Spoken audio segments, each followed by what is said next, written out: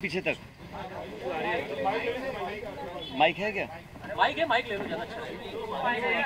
अब दे दो माइक, वो तो ले आओ। मैं थोड़ा जोर से बोलता हूँ, फिर आवाज़ आ जाएगी। धन्यवाद साथियों, आप सब यहाँ पर आए। सबसे पहले तो आप जानते हैं कि कल शाम को कर्नाटक राज्य में प्रचार समाप्त हुआ है और कल यानी 10 तारीख को वहाँ पर मतदान है। कर्नाटक में जो इलेक्शन कैंपेन हुआ और जो रुझान सामने आ रहे हैं, उसे देखकर स्पष्ट है कि वहाँ जनता बदलाव चाहती है और वहाँ की भाजपा सरकार भ्रष्टाचार में पूरी तरह लिप्त थी और हमारी पार्टी का नेताओं का जो धुआंधार प्रचार हुआ, उसको देखकर ये बात बिल्कुल क्लियर है कि वहाँ कांग्रेस पार्टी 13 तारीख को जब मतगणना होगी तो बहुत भारी बहुमत के साथ वहाँ पे सरकार हम लोग बनाएंगे।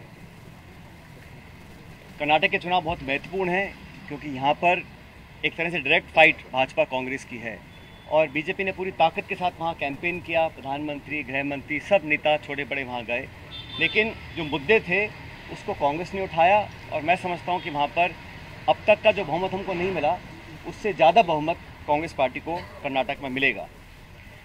इस प्रचार में, इलेक्शन कैंपेन में जिस प्रकार के शब्दों का प्रयोग हुआ और ख़ासकर हमारे राष्ट्रीय अध्यक्ष खारगे साहब के को धमकी दी गई, उनको उनके परिवार को जान से मारने की, उस पर भी केंद्र सरकार, राज्य सरकार ने कोई पुख्ता कदम नहीं उठाए।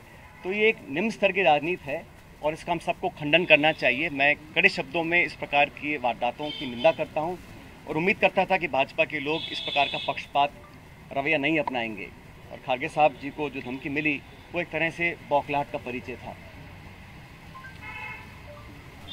साथियों, आप ये भी जानते हैं कि एक बात तो और स्पष्ट हो गई है। सामान्य मुख्यमंत्री जी का भाषण परसों धौलपुर में हुआ और उस भाषण को सुनने के बाद मुझे ऐसा लगता है कि सामान्य मुख्यमंत्री जी की नेता आदरणीय श्रीमती सोनिया गांधी जी नहीं है, बल्कि उनकी नेता वसुंधरा राजे सिंधिया जी हैं। उनकी नेता सोनिया गांधी जी नहीं हैं, बल्कि उनकी नेता वसुंधरा राजे सिंधिया जी हैं।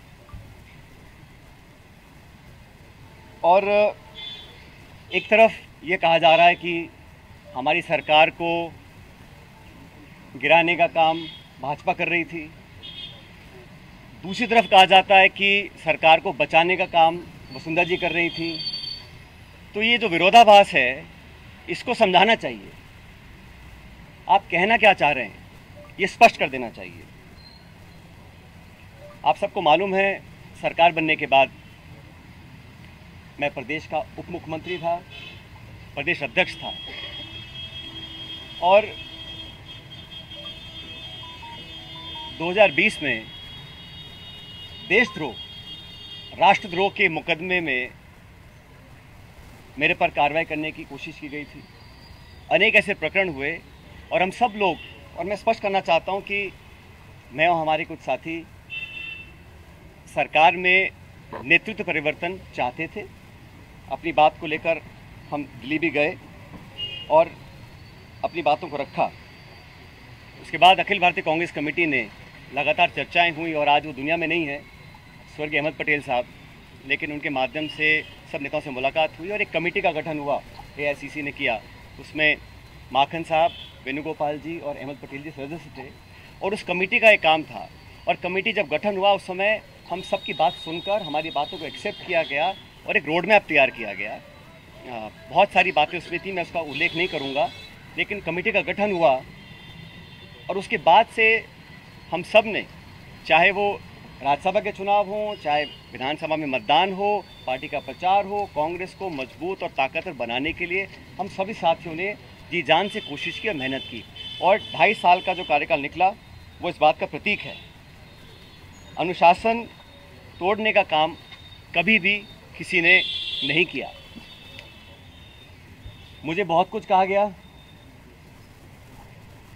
कोरोना, गद्दार, निकम्मा आदि, और जो ये आरोप परसों लगाए गए, ये 2.5 साल से मैं आरोप सुन रहा था, लेकिन हम अपनी पार्टी को और सरकार की छवि को नुकसान नहीं पहुंचाना चाहते थे।